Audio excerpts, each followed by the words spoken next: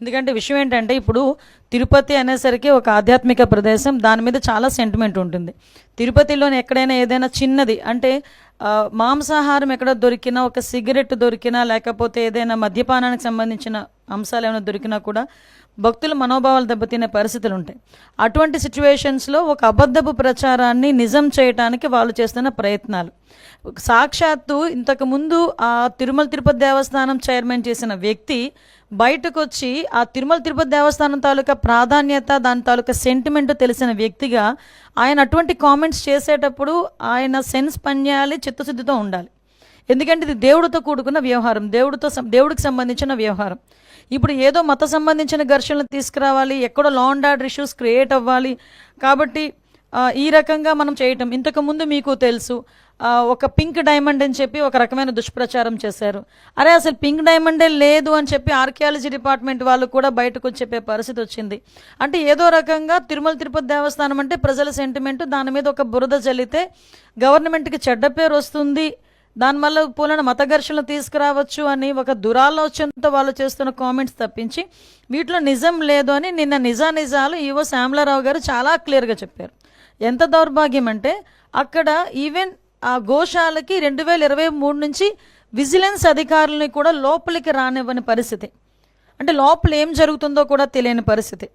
అదేవిధంగా కనీసం ఆవులకి ఇచ్చే దానాన్ని కూడా కల్తీ చేసి అందులో కూడా కనీసం నాణ్యత లేని దానాలని కూడా పెట్టే పరిస్థితి కనిపించిందని సాక్షాత్తు ఈవో శ్యామలరావు గారు చెప్పడం జరిగింది.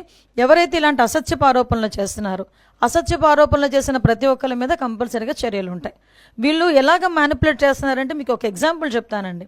రీసెంట్గా మన హెలికాప్టర్ ఇష్యూ మొన్న జగన్మోహన్ రెడ్డి నడిచింది కదా, ఆ రోజు నేను మాట్లాడిన మాట ఏంటంటే భద్రత ఇంత మేము 1100 మందిని భద్రతకి మేము అక్కడ అకామిడేట్ చేసాము, సో ఇది జరిగిందని క్లియర్గా చెప్తే నెక్స్ట్ డే సాక్షిలో ఏం రాశారు తెలుసా, 1100 మంది పోలీసులు మోహరించారు అని రాశాడు. అంటే ఆ రాసిన తెలుగు చూడండి ఒకసారి, భద్రత కల్పించేమో అనడానికి మోహరించేమో అనడానికి ఎంత తేడా ఉంటుందో. అంటే వాళ్ళు అలా రాసి జనాల్ని ఒక రకమైన ట్రాన్స్లోకి తీసుకెళ్ళడానికి ప్రయత్నం చేస్తున్నారు.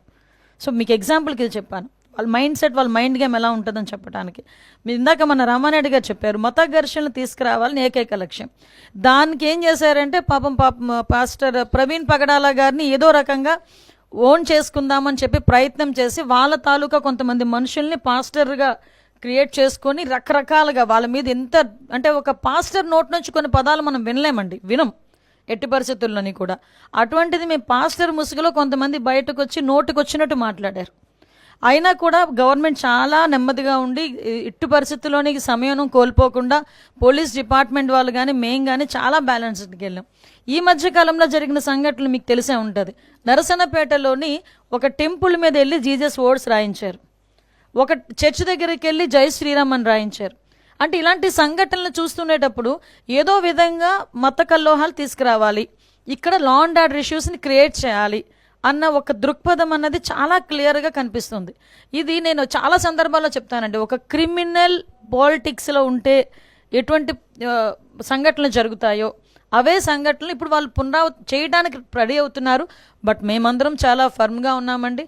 ఎట్టి పరిస్థితుల్లోనే అటువంటి వాళ్ళు ఊహించుకొని ఏదో చేద్దాం అనుకున్నా కూడా చేసే పరిస్థితి అయితే ఉండదు. మేమందరం కూడా చాలా అలర్ట్.